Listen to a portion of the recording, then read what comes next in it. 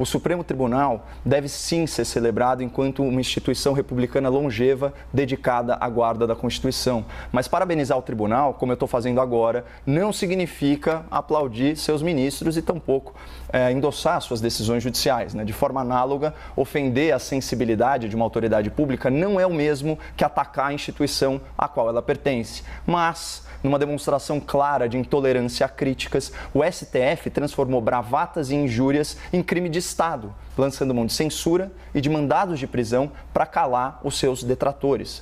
Acontece que os ministros não são o tribunal, eles apenas estão no tribunal. E alguns deles, como jabutis numa árvore, chegaram lá confirmando aquela máxima muito espirituosa atribuída a Margaret Thatcher. A democracia não é um sistema feito para garantir que os melhores sejam escolhidos, mas para impedir que os piores fiquem lá para sempre.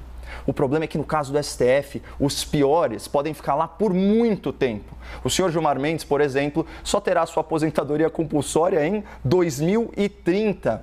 E fica aqui uma ressalva. Como o ministro Gilmar se tornou uma referência nacional e mundial na soltura de corruptos condenados, eu confesso que meu juízo sobre ele não é dos melhores. Por isso, no intuito de oferecer um outro ponto de vista ao espectador, eu recorro à opinião dos pares e destaco falas do ministro Luiz Roberto Barroso dirigidas diretamente ao ministro Gilmar Mendes na sessão plenária de 21 de março de 2018. Peço licença para uma interpretação. Você, Gilmar Mendes, é uma pessoa horrível, uma mistura do mal com atraso e pitadas de psicopatia. Vossa Excelência não consegue articular um argumento. A vida para Vossa Excelência é ofender as pessoas, é bilis, ódio, mau sentimento. Vossa Excelência, Gilmar Mendes, nos envergonha. Vossa Excelência é uma desonra para o tribunal. Um temperamento agressivo, grosseiro, rude, não tem ideia, não tem patriotismo, está sempre atrás de algum interesse que não o da justiça. Lembrando que as opiniões emitidas pelo ministro Barroso não refletem necessariamente a posição da CNN nem a minha.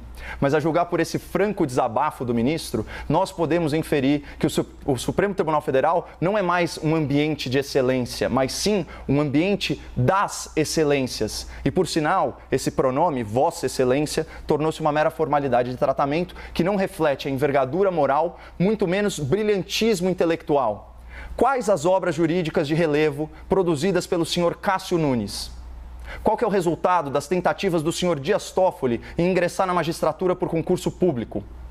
Onde que está a exigência constitucional do tal notável saber jurídico? Teve o mesmo destino que a expressão Vossa Excelência. Virou uma questão protocolar, num colegiado que está desmoralizado. O desprestígio do STF é tão evidente que um desses advogados criminais, fanfarrões e milionários, se sentiu à vontade para ir ao tribunal vestindo bermuda e camiseta. E ainda fez pose ao ser fotografado. Então, pelo menos agora a gente sabe que se o STF fizesse uma festa de 130 anos, o traje seria informal completo e de preferência calçando chinelos ou sandálias.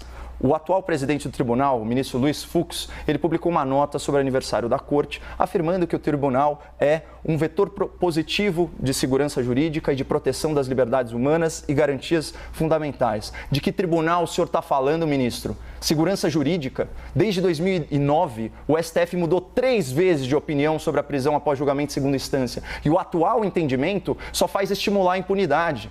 O senhor Fux também fala em proteção das liberdades humanas. Comecem respeitando a liberdade de expressão dos seus críticos, sem censurar matérias da imprensa ou suspender perfis em redes sociais. E, finalmente, sobre o último ponto, as garantias fundamentais citadas pelo Dr. Fux, que tal começar pelo básico, como o devido processo legal? Os senhores se encastelaram covardemente atrás de um inquérito perpétuo em que vocês são as vítimas, os investigadores, os acusadores e os juízes. Isso é imoral, isso é ilegal, é inconstitucional e viola direitos humanos. Tanto que a Procuradora-Geral da República, doutora Raquel Dodge, requereu o arquivamento dessa aberração jurídica. Eu louvo o esforço vão do presidente Fux em zelar pela imagem da sua corte, mas o conteúdo de certas decisões judiciais dos seus colegas, sempre em benefício da bandidagem engravatada, fazem a população ecoar aquele desencanto manifestado por Rui Barbosa. Esse sim, um grande jurista e defensor do Supremo Tribunal Federal. Leio para vocês: de tanto ver triunfar as nulidades, de tanto ver prosperar a desonra, de tanto ver crescer a injustiça, de tanto ver agigantarem-se os poderes nas mãos dos maus, o homem chega a desanimar-se da virtude, a rir-se da honra e a ter vergonha de ser honesto. Tão decepcionado e tão desiludido está o povo brasileiro com os ministros do STF, que na última grande pesquisa de opinião do Datafolha sobre o prestígio das instituições, menos de 1/5 dos entrevistados manifestaram grande confiança no tribunal. Essa confiança generalizada no STF explica, em parte, a lembrancinha de aniversário entregue pelo corajoso senador por Goiás, Jorge Cajuru.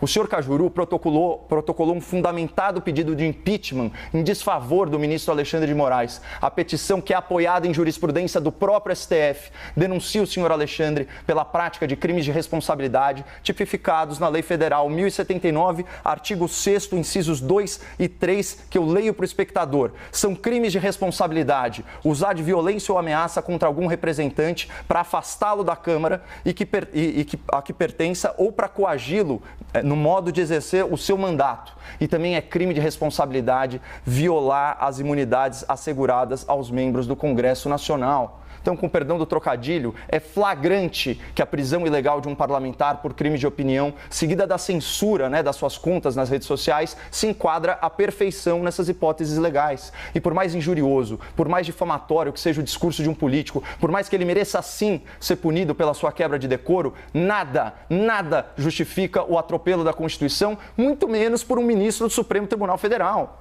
Mas, como eu disse, o pedido de impeachment assinado pelo senhor Cajuru é só uma lembrancinha. O verdadeiro presente de aniversário cabe ao novo convidado dessa festa, o senhor Rodrigo Pacheco, presidente do Senado. É exclusivamente dele a decisão de encaminhar ou não encaminhar as graves denúncias feitas contra Alexandre de Moraes. E, para nossa sorte, milagrosamente, o senador Rodrigo Pacheco não é réu no STF, o que nos dá alguma esperança de que ele cumpra o seu papel constitucional e inicie para ontem, a análise do impedimento do ministro Alexandre de Moraes. Portanto, estamos aí no aguardo desse presente de aniversário e desejamos os parabéns à instituição do Supremo Tribunal Federal, apesar de alguns dos seus integrantes.